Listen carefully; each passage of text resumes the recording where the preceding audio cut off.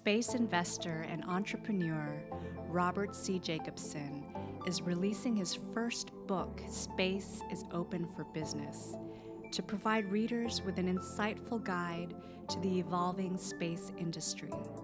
Over 100 experts, including industry leaders and investors, share their insights into the economics and strategies for leading the trillion-dollar race to commercialize space. Jacobson has spent over a decade working and investing in private space flight and provides a comprehensive overview of this transformative industry.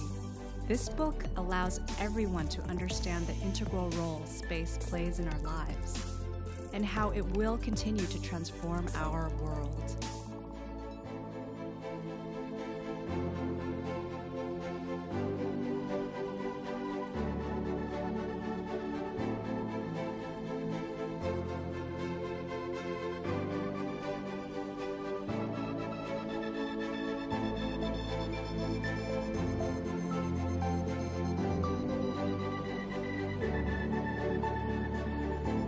Space is open for business.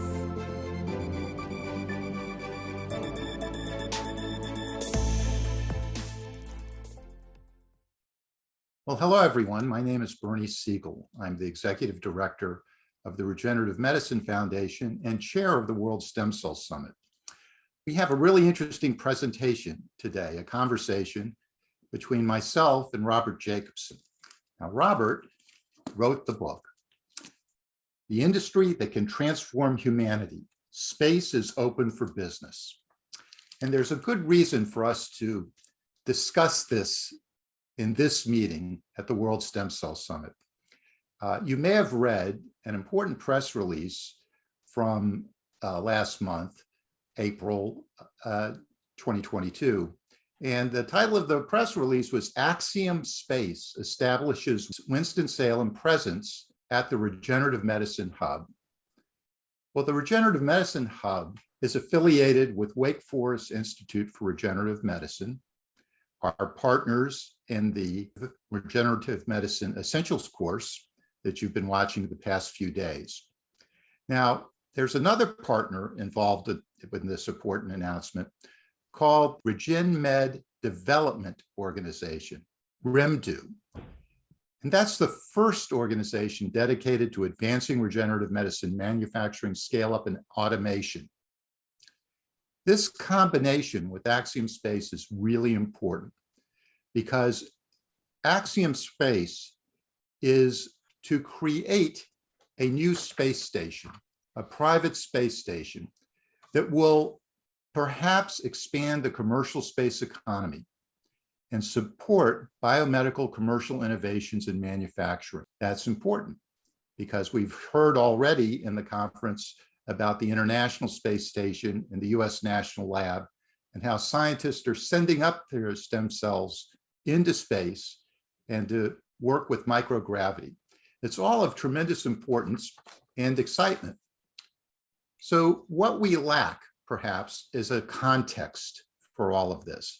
If you've listened to the sessions that we've had so far, commercializing products for emerging markets on Earth and space, which was a short presentation by Jana Stodmeyer of Axiom, The Expanse Season 2, Stem Cell Research on the International Space Station, Impact on Health, Aging, and Human Survival, that was presented by the US National Laboratory on the International Space Station, and also a panel of experts talking about all the issues from many different perspectives, blasting into space to maintain the human race.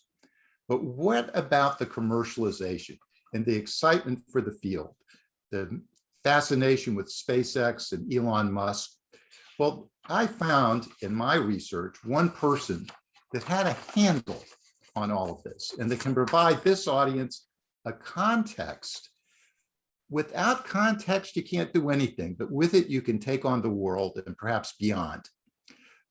There's great curiosity within our community. Robert Jacobson has experience in private equity and angel investing and was a co-founder of an investment firm. And he has a successful consultancy, Space Advisors.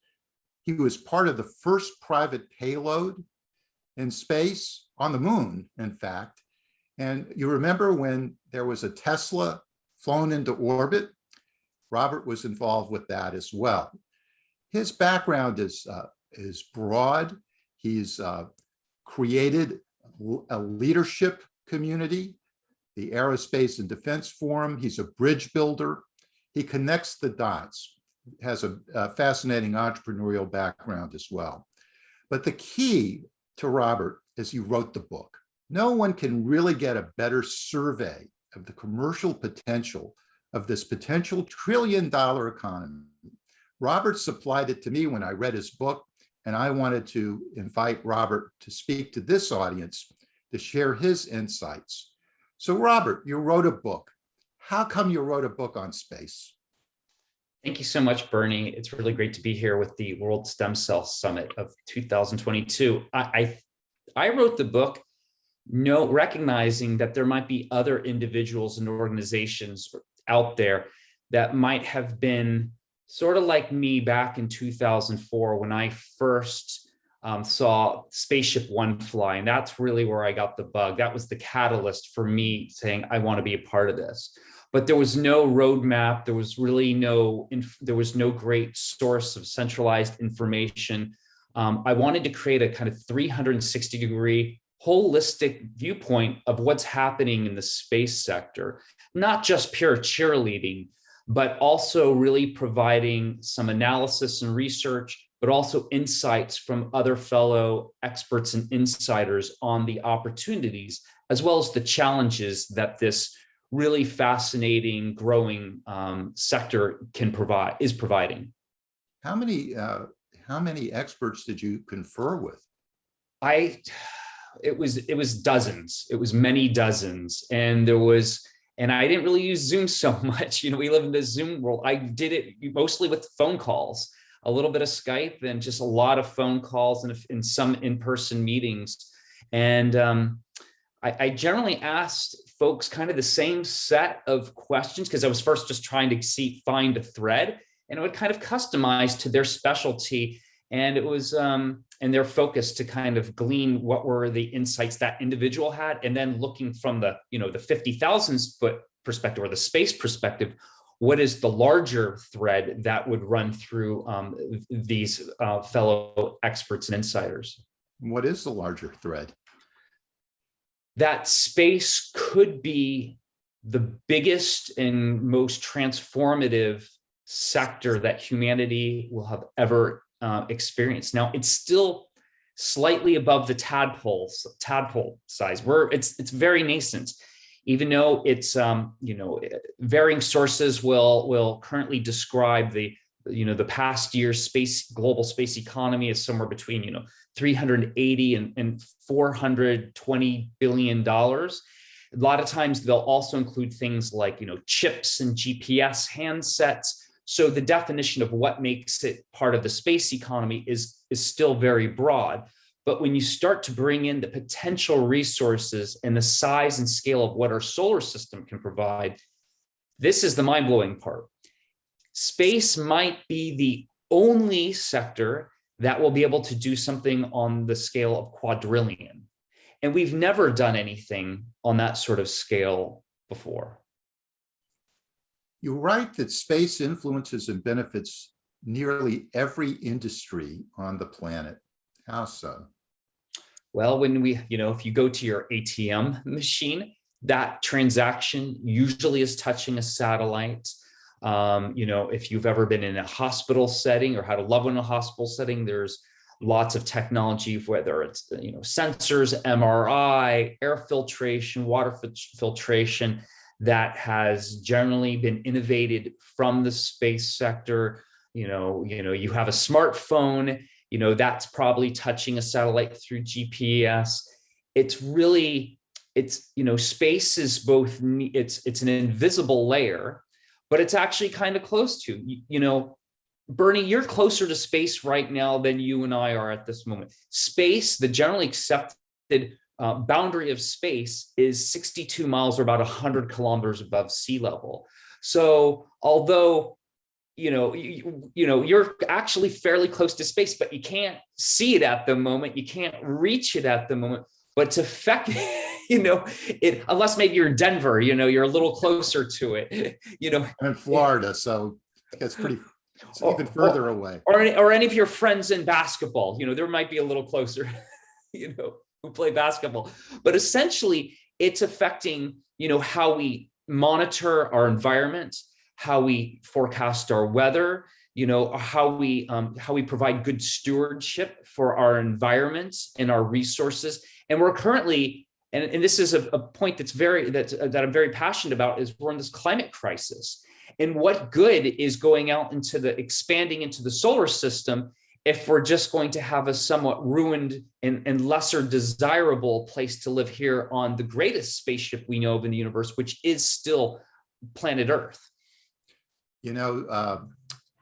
We have so much dystopian science fiction out there, and that underscores, I think, a societal concern. And space is almost looked upon as a salvation for humanity. And I think it's of topical interest that right now, as we look at the time of this recording of satellite images of tanks being destroyed and the Starlink satellites providing communications for Ukraine, there are military applications and investments that are going on right now. What do you think about that?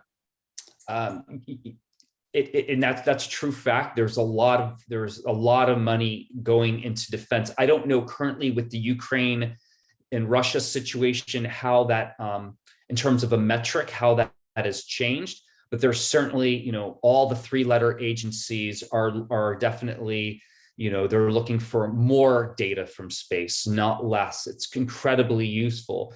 But I might add, it'll be interesting to see how SpaceX, are they offering this as a charitable situation with Ukraine? Is this, or is this a business opportunity, or is this something else? And I think that's going to be interesting to watch.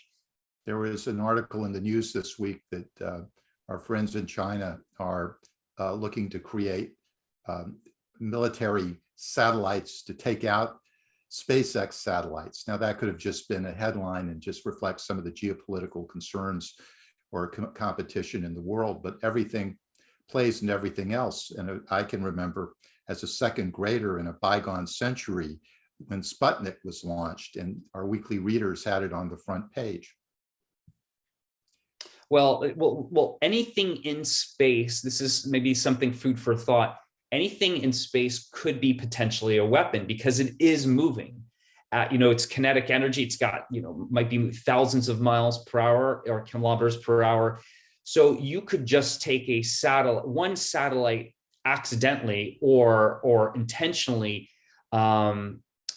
touching another satellite could cause a problem. And that could be essentially a functional weapon. So I am definitely not for weaponization of space. And unfortunately, it seems to be, militaries are looking at that, even though effectively the global treaties, for whatever they're worth, outlaw weapons in space. But there's kind of this arms race that is happening regarding the, it's a little bit of paranoia, like what is the other side? What is our opposition doing? And I'll speak from just a personal viewpoint that I don't think just because you send someone to go live on the moon or Mars, that's going to make them different. It's going to change society. Humans are going to do what we do kind of down here. We're going to live, die, play in space one day. But one thing that I think we can do early on too is that those who have had the opportunity to see Earth from space and who have experienced this thing called the overview effect, a term coined by space philosopher and author Frank White, they have had a cognitive shift, many of them. And that experience has been transformative when they come back to Earth, recognizing, there's developing more empathy for, other beings, whether human or non-human. And I think there's probably ways, it's almost going to be like maybe a new form of education that we could, use. How can we use space to create this cognitive shift for humanity at scale so that we can do a better job of here on Earth as well as going out into space. It's a little off topic, but people do to bring that up going, are we just going to have more of our bad behavior out in space? But I do think there's some bridges that can be that space can enable to allow more, broader perspective and more empathy. I appreciate those comments. So getting back on the track that I promised the audience. Yes. Reflect on how space became an industry and what are the implications to lower costs and lower barriers? And isn't Musk's SpaceX maybe the best example of that?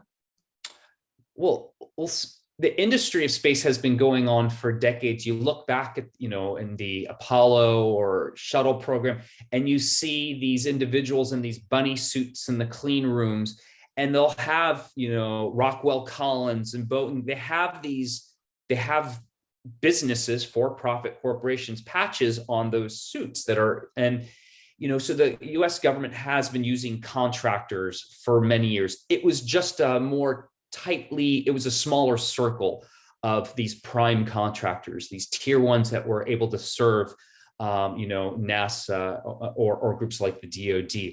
And groups had tried in the 80s and 90s. There were ideas to do this privatization, but just the timing wasn't right. There was even an effort Elon Musk that kind of looked a little like SpaceX. Unfortunately, it was founded by a very a wealthy guy named I think his name is Jeff Beal. I'm forgetting his first name, but he's a banker, a billionaire banker, Beal Bank, and it was in the late 90s, and NASA didn't want to cooperate with him, and just the timing was right. And SpaceX ultimately acquired some of his assets.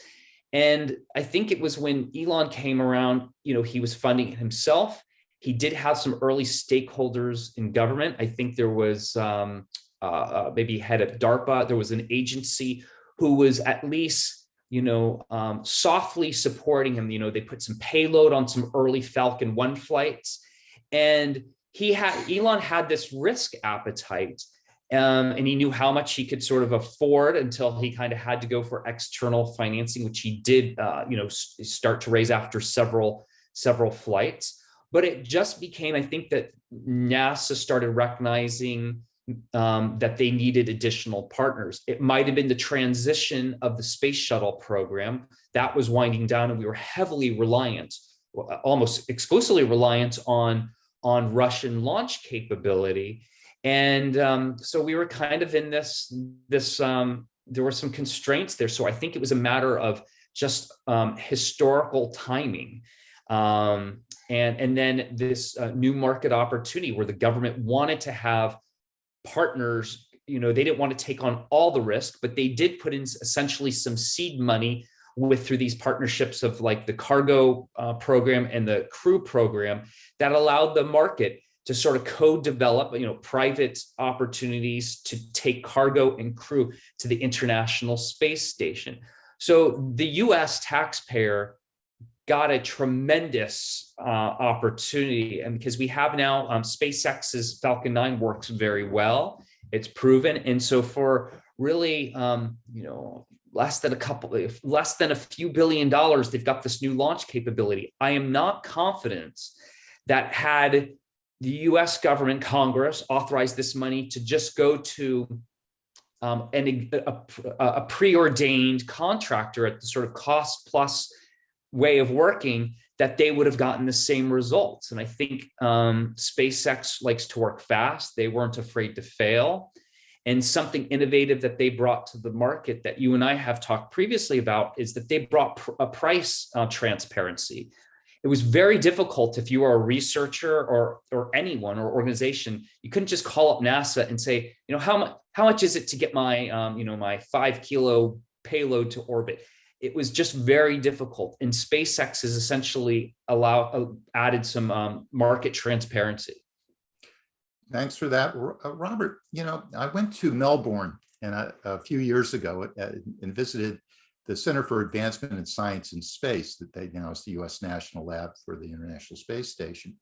And that's where I really was indoctrinated about the promise of something called LEO, low Earth orbit. And it seems that that's the primary zone of commercial interest right now, but I'm not sure of that. I'm hoping you can enlighten me. And how challenging is it to do scientific research in low Earth orbit? And related to that, for life science research, it seems that microgravity and robotics really loom large. And I want you to share a little bit with your thoughts on the importance of each. And overall, what advancements have impressed you in the last 5 years? Okay, I'll see if a Well, lot. I'll go back and unpack Okay, that there's a again lot for to go in there. Ari. So maybe for some context for those who don't know what LEO is, it's an acronym. Space loves its acronyms. It stands for lower Earth orbit, and there's medium Earth orbit, geosynchronous orbit. But the prime one for researchers, the useful one for the audience, is going to be LEO. And it's defined as a geographic area of space at an altitude between about 180-ish kilometers to about 2,000 kilometers above sea level. And it's where most of our human activities have taken place, except for really two exceptions that I can think of, Apollo, and there was the Inspiration 4 flight flew above the International Space Station. So this LEO, which is this orbit, lower Earth orbit, that's where a lot of many communications, remote sensing, satellites, all of our space stations to date, Russian, Chinese, and American, have lived. And for context, the International Space Station, where the National Laboratory is at an altitude, depending on where it's flying, 414 to 422 kilometers above sea level. To give you some context, maybe that is where most of the life science research is happening. It's easy to access. We have human crew on the stations. In terms of advancement, first of all, we've been doing microgravity research probably since the late 50s or so. If it's been earlier, I would like to know. More recently, there hasn't been the big breakthrough yet. Whether you want to call it, I don't know what maybe the CRISPR moment. If CRISPR is one of the big innovations of maybe this century, and that still is an unfolding story, we haven't yet had that CRISPR moment. And I think the reason why has been access to space it used to be kind of unpredictable, difficult to calendar. You'd have to wait years to have your experiment, expensive. You'd get one shot at it. If the rocket blew up, c'est la vie. And you might not even have funding for the second flight. Crew time was a premium because for many years on the International Space Station, it wasn't fully crewed. And essentially our astronauts there had very limited time for research because they're also doing maintenance and other sort of their station chores. But now that we have kind of a full crew and complement, you have this robust laboratory experience. And so the opportunities there are really vast. And I sense that a lot of the breakthroughs are going to come almost through some of it through serendipity. But what has been kind of a failure, I think, is that maybe some of the life science community has not necessarily put on value for space. It's going to require, some imagination to figure out like how you can, leverage this environment. Political will within an organization and some leadership and vision, and a way to value it. And I think it's been difficult for some of the, groups and organizations to kind of come up with the roadmap because space was sort of opaque and transparent and difficult. And now there are organizations on the private and public side, like National Lab and groups like Axiom and others, that are trying to provide context and a roadmap for researchers to be able to still do some of the fundamental things that we need to do, because we have to learn to walk before we're going to run. And the analog being, before you get the vaccines, new types of agricultural breakthroughs, other useful things maybe on the life science side, there's still core fundamental things that we need to do. You have, very highly trained astronauts up there, but many times they're kind of a jack of all trades. So the capabilities are still limited. And I think that's where things like automation and robotics that can really come to play, because space is a very difficult and hostile environment. So if you're doing things in the vacuum of space, you don't necessarily want to put a squishy, fragile human out there for everything using a robotic. So and for those who say, well, automation is just taking away the jobs. Well, no, there's always going to be need to serve, there's always going to be probably humans to, build the robots, build the software, service the robots. And the automation will be an enabler to help things. In space, on the space side, space has never really scaled yet. And now that we're talking about doing things with, say, thousands of satellites, or having more than a dozen people living in space, maybe hundreds of people one day living in space, if not more, you have to think about things and how they scale. Well, to do any type of scale, then you're going to have to think about new manufacturing processes. And that comes into, your area, Bernie, regarding like growing stem cells. We have some nascent things happening in terms of discovery in space on how maybe we can do these manufacture things. And then once we can do that, we have to be able to do them in larger quantities. And we still can't do that yet. So it's a great opportunity for the PIs to propose, their research opportunities, and to partner up with the commercial sector that also is working with groups like the National Laboratory. It really is a collaborative approach, I think, to eventually getting to these breakthroughs, which we all have been dreaming about, but it's not yet really happened. But I'll give an example of one group, and they're a major group. Merck flew Keytruda a number of times, or a portion of it. And excuse me if I get this wrong, but they ultimately been able to come up with a reformulation. I guess the drug was originally given intravenously. A patient has to sit there for hours to get the drug. By reformulating it so it was becoming an injectable, it greatly improves the patient's quality of life. There's a lot less time for the patient, and they can go about their life doing other things. And, microgravity was a part of that story. It wasn't necessarily all of it, but it was worth noting as a case example, how Merck did, invest in getting it flown a number of times.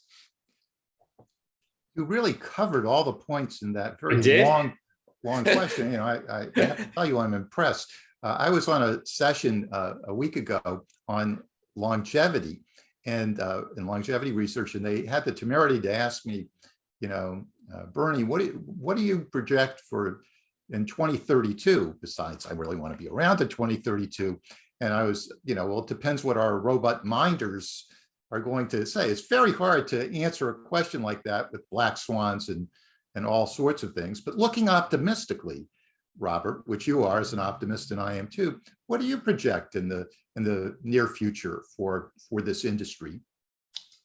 I've said this before, and I'll say this again, that it's possible that by the year, or say in the year 2040, about 18-ish, 17 and a half years from now, we could have had 100,000 people who have flown to space, or maybe even live in space. Now that's kind of predicated on something happening. Going, well, how do you get to 100,000 from 2022 to 2040?